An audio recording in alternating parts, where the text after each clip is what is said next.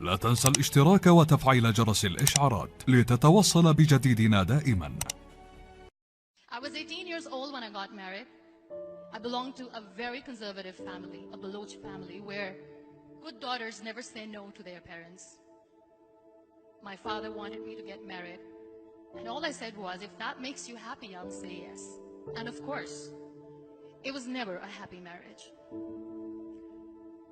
Just about after 2 years of getting married, about 9 years ago, I met a car accident.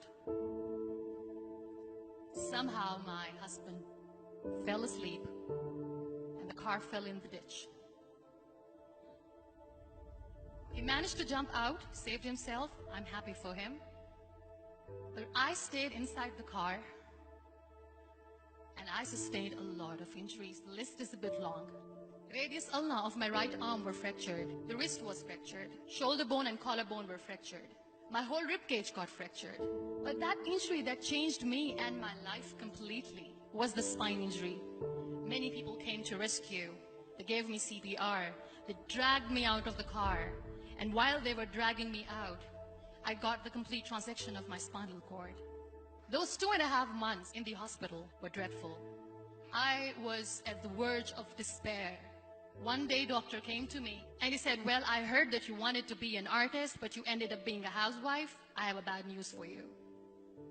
You won't be able to paint again. Next day, doctor came to me and said, your spine injury is so bad, you won't be able to walk again. I took a deep breath and I said, it's all right. Next day, doctor came to me and said, because of your spine injury and the fixation that you have in your back, you won't be able to give birth to a child again. That day, I was devastated. I started to question my existence. Why am I even alive? So what kept me going was, one day I asked my brothers, I know I have a deformed hand, but I'm tired of looking at these white walls in the hospital and wearing these white scrubs. Bring me some colors, bring me some small canvas. I want to paint. So the very first painting I made was on my deathbed, where I painted for the very first time. What an amazing therapy it was. Without uttering a single word, I could paint my heart out. I could share my story. People used to come and say, what lovely painting. So much color. Nobody could see the grief in it. Only I could. And that day I decided that I'm going to live life for myself. I am not going to be that perfect person for someone. I am just going to take this moment and I will make it perfect for myself. That I'm going to fight my fears. So I wrote down one by one all those fears. And I decided that I'm going to overcome these fears one at a time. You know what was my biggest fear? Divorce. But the day I decided that this is nothing but my fear, I liberated myself by setting him free.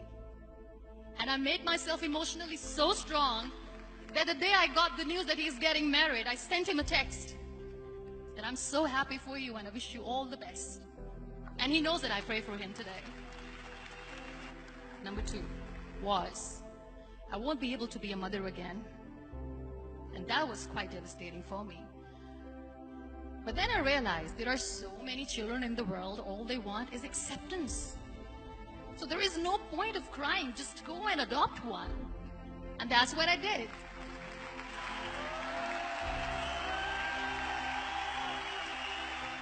I gave my name in different organizations, different orphanages, and I waited patiently. 2 years later, I got this call from a very small city in Pakistan. I got a call and they said, are you Muniba Mazari? There is a baby boy and would you like to adopt? I could literally feel the labor pain. I said, yes, yes, I am going to adopt him. I am coming to take him home. And that day, I was 2 days old, and today he's 6. You know, when you end up being on the wheelchair, what's the most painful thing? People think that they will not be accepted by the people because we, in the world of perfect people, are imperfects. So I decided to appear more in public, to join the national TV of Pakistan as an anchor person. I became the National Goodwill Ambassador for UN Women Pakistan, and now I speak for the rights of women, children. I was featured in BBC 100 Women for 2015. I'm one of the Forbes 30 under 30 for 2016. So when you accept yourself the way you are, the world recognizes you. It all starts from within.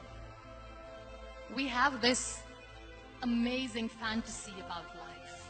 This is how things should work. This is my plan. It should go as per my plan. If that doesn't happen, we give up. I never wanted to be on the wheelchair. Never thought of being on the wheelchair. This life is a test and a trial, and tests are never supposed to be easy. So when you're expecting ease from life, and life gives you lemons, then you make the lemonade, and then do not blame life for that. It is okay to be scared. It is okay to cry.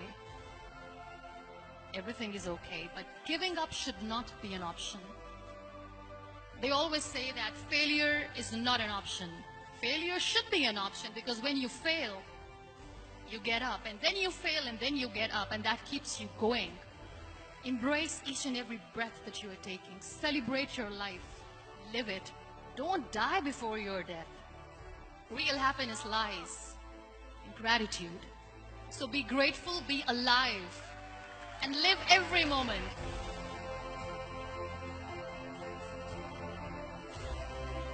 شكرا للمشاهدة. لا تنسى الإعجاب بالفيديو والاشتراك بالقناة لمشاهدة المزيد من الفيديوهات.